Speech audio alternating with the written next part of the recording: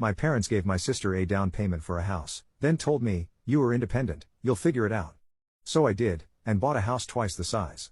When they asked if they could stay with me, I just smiled and said, "Figure it out." I always knew I wasn't the favorite, but I don't think it really hit me until I was in my 30s, sitting across from my parents at my younger sister's housewarming party, listening to them gush over how grown-up Jamie had become.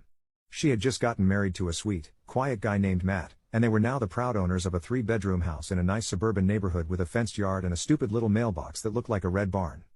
I watched from the corner of the kitchen as my mother handed Jamie a bottle of expensive champagne, the kind I'd only ever tasted at other people's celebrations. "To new beginnings," she said, her voice carrying that special warmth she reserved exclusively for my sister. My father stood behind them, beaming with the kind of pride I'd spent my childhood trying to earn, his hand resting on Jamie's shoulder like it belonged there.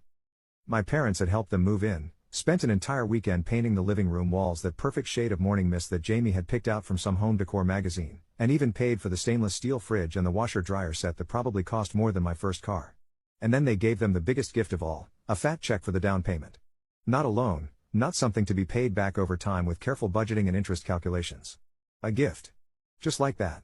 No strings attached, no expectations, just a blank check with more zeros than I'd ever seen written out to me. But then again, Jamie was always the golden girl from the day she was born.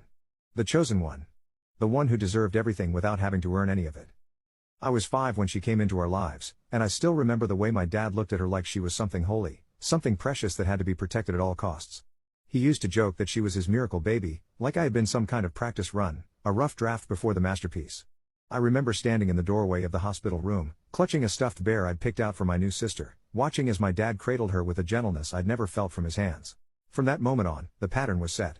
I was the one who got the hand-me-downs, clothes already worn thin at the knees and elbows, toys with the shine already rubbed off.